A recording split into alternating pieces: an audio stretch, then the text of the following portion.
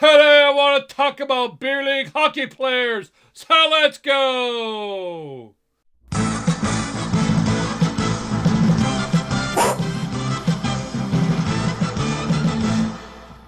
Hey folks, this is Grapes here. And so you got this beer league hockey team and you want to have fun and everything, but you also want to win. So I want to talk about the guys that you're going to need to help you win. So let me start with a guy we used to call No Hands Eddie. Hey, why would you want a guy, Grapes, that you call No Hands Eddie on your team? Well, I'll tell you. Start back in junior. This guy can fly like the wind. He's about like 5 foot nothing, but boy, that guy can skate. Hey, kind of like Todd Marchand, eh? All wheels, no hands. The guy got lots of chances, but he could hardly ever score. So forth, the way we call him, No Hands Eddie. You want a guy like this on your team, because every single shit the guy played, whether you're winning or losing, he gave you the same effort every time. Killing penalties, you put this guy out, because he never got tired. He just flew like the wind. He could forecheck, he could backcheck, he did it all. So that's why it's important. Not everybody in your team's going to be the star and score. Always a good place to start is a guy like good old No Hands Eddie. So you want to have a winning team. Always great to have a stud defenseman. Now I had the pleasure when I started Beer League. We had this guy, we called him Murph. That's because his last name was Murphy, eh? Anyhow, this guy was a forward to start with, but he never would come off the ice. So what happened is one game we were short defenseman and said, hey, you want to stay out there? Why don't you play defense? The guy turned into Bobby Orr. Ho ho!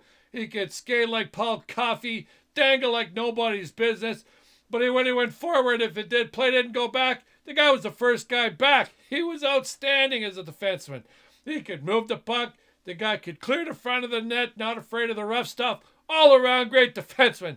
So if you want to have a winning hockey team, always good to have a guy like Murph. So it's hard to win hockey games if you got a guy like Hardy Astrom in the pipes, eh? Oh. Anyhow, we had the privilege of playing with a guy that was an awesome goaltender. We called him Johnny Quick. His name was Johnny. Named him after the NHL goalie, Jonathan Quick. Anyhow, the guy was a great goalie.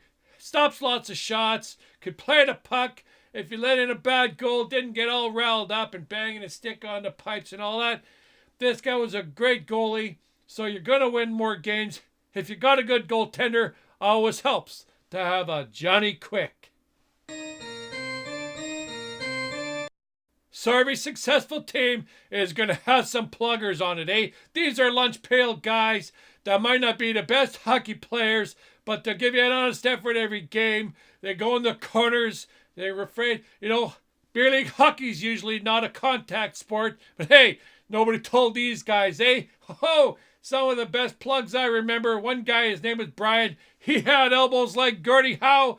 This guy, you got more Gordie Howe hat tricks than anybody I recall, too. Wasn't afraid to protect the goalie. Guy could play any position. These are important guys to have on your team if you want to win.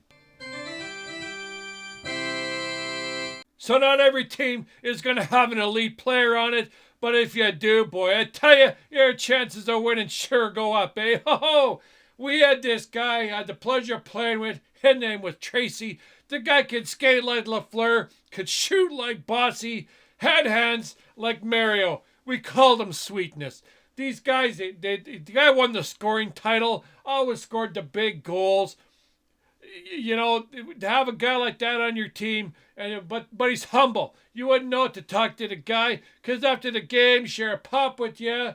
Didn't talk about themselves all the time. They were all for the team. So if you got a guy like this on your team, like I said, your chances of winning are much better.